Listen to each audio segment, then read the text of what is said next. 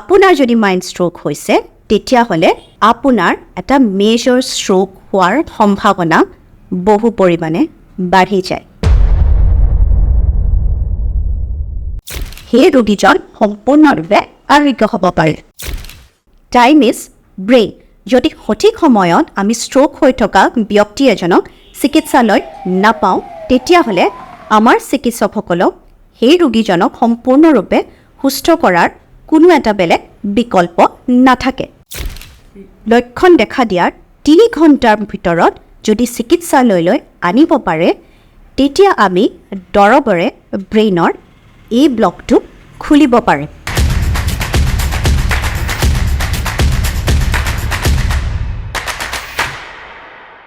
আপুনি বাৰু জানেনে ব্ৰেইনত তেজৰ চলাচল বন্ধ হৈ থকাৰ বাবে ষ্ট্ৰোক হোৱা ব্যক্তি এজনক 3 ঘণ্টাৰ ভিতৰত আপুনি যদি চিকিৎসালয়লৈ আনিব পাৰে তেতিয়াহ'লে আমি চিকিৎসকসকলে সেই ব্লকটো খোলাৰ এটা চেষ্টা কৰিব পাৰোঁ, যাৰ ফলত ব্যক্তিজনে পুনৰ এটা নৰ্মেল জীৱন জীয়াব পাৰে।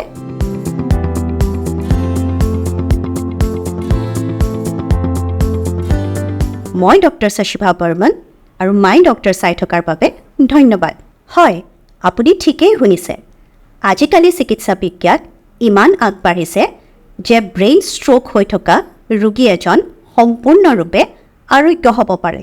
বিশেষকৈ যিসকলৰ ব্ৰেইন ষ্ট্ৰোক তেজৰ চলাচল বন্ধ হৈ থকাৰ বাবে হৈছে, যিটোক আমি কওঁ ইস্কিমিক ষ্ট্ৰোক।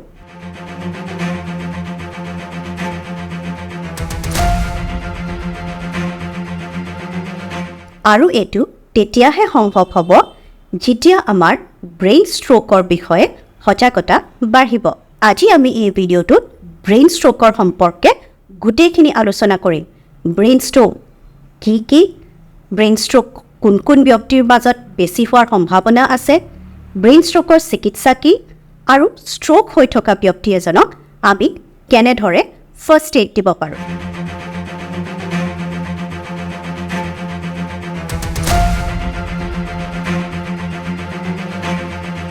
প্ৰথমতে আহক কথা পাতোঁ ব্ৰেইন ষ্ট্ৰোক কেই প্ৰকাৰৰ।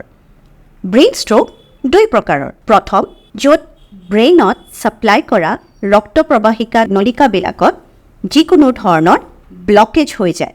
ধৰি লওক তাতে এটা ক্লট জমা হৈছে, এতিয়া সেই ক্লটটো ব্ৰেইনৰ ৰক্তনলিকাসমূহত ভিতৰতে জমা হ'ব পাৰে বা সেই ক্লটটো শৰীৰৰ বেলেগ অংশৰ পৰা গৈ ব্ৰেইনৰ ৰক্তনলিকাসমূহত জমা হ'ব পাৰে। ইয়াৰ ফলত ব্ৰেইনৰ এটা অংশৰ তেজৰ চলাচল সম্পূৰ্ণৰূপে বন্ধ হৈ গৈছে, যাৰ ফলত আপোনাৰ ব্ৰেইনে কণ্ট্ৰল কৰা শৰীৰৰ কোনো এটা অংশ দুৰ্বল হৈ গৈছে বা কাম নোহোৱা হৈ গৈছে। এই কণ্ডিশ্যনটোক কোৱা হয় ইস্কিমিক ষ্ট্ৰোক। মানে ব্ৰেইনত ছাপ্লাই কৰা ৰক্ত প্ৰবাহিকা নলিকাডালত ব্লক হৈ গ'ল, যাৰ ফলত ব্ৰেইনৰ এটা অংশত তেজৰ চলাচলটো সম্পূৰ্ণৰূপে বন্ধ হৈ গ'ল। 2 নম্বৰটো হৈছে য'ত আপোনাৰ ব্ৰেইনত ছাপ্লাই কৰা সেই ৰক্ত প্ৰবাহিকা নলীডাল ফাটি গ'ল, যাৰ ফলত আপোনাৰ ব্ৰেইনৰ কোনো এটা অংশত তেজ জমা হৈ গ'ল বা গোটা বান্ধি গ'ল। ইয়াৰ ফলত ব্ৰেইনৰ সেই অংশটোত তেজৰ চলাচল সম্পূৰ্ণৰূপে বন্ধ হৈ গ'ল। এই ধৰণৰ ষ্ট্ৰোকক আমি কওঁ হেমৰেজিক ষ্ট্ৰোক বা ব্ৰেইন হেমাৰেজ।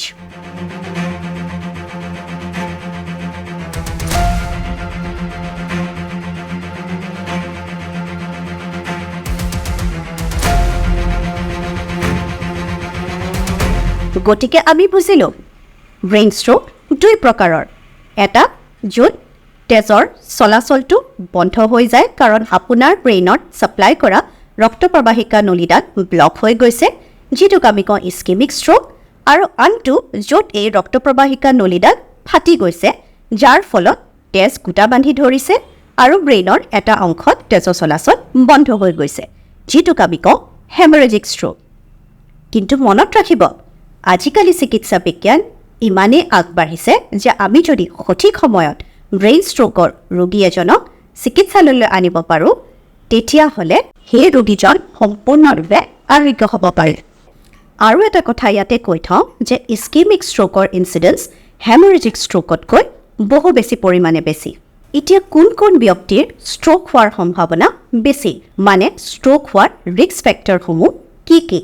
যদি আপোনাৰ ব্লাড প্ৰেছাৰ বা BP কণ্ট্ৰলত নাথাকে, যদি আপোনাৰ ছুগাৰ লেভেলছ কণ্ট্ৰলত নাথাকে, যদি আপুনি স্মকিং কৰে, যদি আপোনাৰ শৰীৰত কলেষ্ট্ৰলৰ পৰিমাণ বহুত বেছি, আৰু যদি আপুনি খুব বেছি শকত হয় বা অবেচিটি, এই সকলোবিলাক কাৰণৰ কাৰণে আপোনাৰ ব্ৰেইন ষ্ট্ৰোক হোৱাৰ সম্ভাৱনা বহু পৰিমাণে বাঢ়ি যায়। মনত ৰাখিব, আনকণ্ট্ৰল ব্লাড প্ৰেছাৰ বা হাইপাৰটেনশ্যনৰ কাৰণে আপোনাৰ হেমৰেজিক ষ্ট্ৰোক হোৱাৰ সম্ভাৱনা বহু বেছি পৰিমাণে বাঢ়ি যায়। আন সকলোবিলাক কাৰণৰ বাবে আপোনাৰ ইস্কেমিক ষ্ট্ৰোক হোৱাৰ সম্ভাৱনা বেছি হয়। এতিয়া আপুনি কেনেকৈ গম পাব যে কোনো এজন ব্যক্তিৰ ষ্ট্ৰোক হৈ আছে, অৰ্থাৎ ষ্ট্ৰোক হোৱাৰ লক্ষণসমূহ কি কি? ষ্ট্ৰোক হোৱা ব্যক্তি এজনে এই 5টা লক্ষণ দেখাব পাৰে, যিটো আপোনালোকে ভালকৈ বুজি লোৱাটো অতিশয় প্ৰয়োজন। 1 নম্বৰ,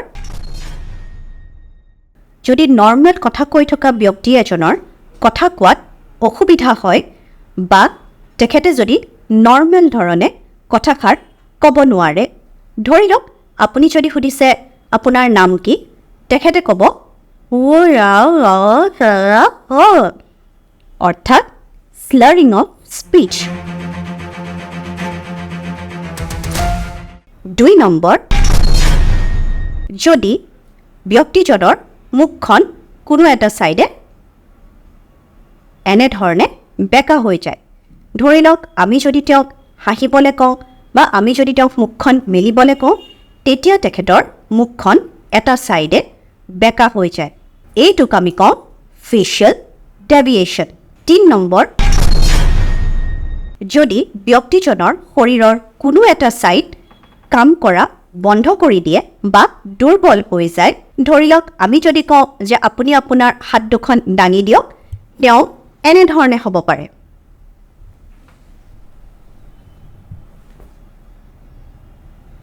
দেখিলেনে বাৰু?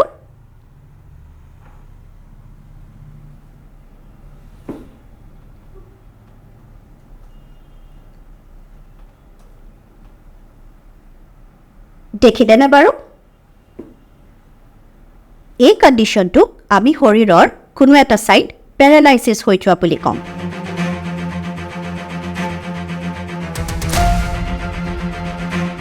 4 নম্বৰ,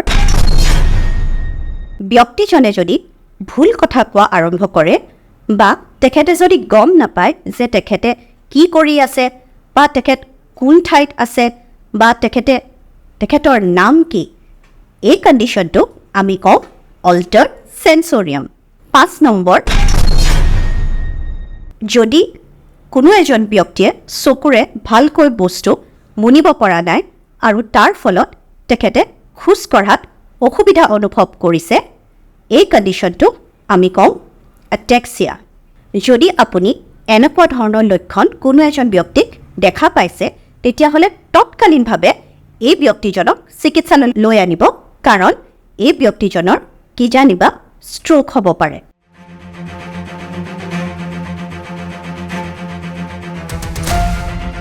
আকৌ কৈছোঁ, চিন্তাৰ কাৰণ নাই। যদি ষ্ট্ৰোক হৈ থকা ব্যক্তি এজনক আমি 3 ঘণ্টাৰ ভিতৰত চিকিৎসালয়ত আনিব পাৰে, তেতিয়াহ'লে এই ৰোগীজনক আমি পুনৰ এটা নতুন জীৱন দিব পাৰোঁ। কেতিয়াবা ব্যক্তি এজনে ষ্ট্ৰোক হোৱাৰ গোটেই লক্ষণসমূহ দেখায়, কিন্তু আচৰিত ৰকমে এই লক্ষণসমূহ 2 ঘণ্টা, 6 ঘণ্টা বা 24 ঘণ্টাৰ মূৰত সম্পূৰ্ণৰূপে আকৌ নৰ্মেল হৈ যায়। এই কণ্ডিশ্যনটোক আমি কওঁ ট্ৰানজিয়েণ্ট ইস্কেমিক এটেক বা কমন ভাষাত মাইল্ড ষ্ট্ৰোক। আপোনাৰ ব্ৰেইনক ছাপ্লাই কৰা ৰক্ত প্ৰবাহিকা নলীসমূহ কিবা এটা ক্লটে অকণমান সময়ৰ বাবে ব্লক কৰি দিয়ে, যাৰ ফলত ব্ৰেইনৰ এটা অংশত তেজৰ চলাচলটো সম্পূৰ্ণৰূপে বন্ধ হৈ যায়। এই কাৰণে ব্যক্তিজনৰ ষ্ট্ৰোক হোৱাৰ সকলো লক্ষণ দেখা দিয়ে। কিন্তু এই ৰক্ত প্ৰবাহিকা নলীত তেজৰ চলাচলৰ প্ৰেছাৰৰ কাৰণে কেতিয়াবা সেই ক্লটটো লাগি থকা জেগাৰ পৰা আঁতৰি যায়, যাৰ ফলত ব্ৰেইনৰ সেই অঞ্চলটোত পুনৰ আকৌ তেজৰ চলাচল আৰম্ভ হয়, যাৰ ফলত ব্যক্তিজনে আকৌ তেখেতৰ নৰ্মেল এক্টিভিটিখিনি কৰা আৰম্ভ কৰে আৰু ষ্ট্ৰোকৰ সম্পূৰ্ণ লক্ষণসমূহ নাইকিয়া হৈ যায়। এইটোকে আমি কওঁ মাইল্ড ষ্ট্ৰোক।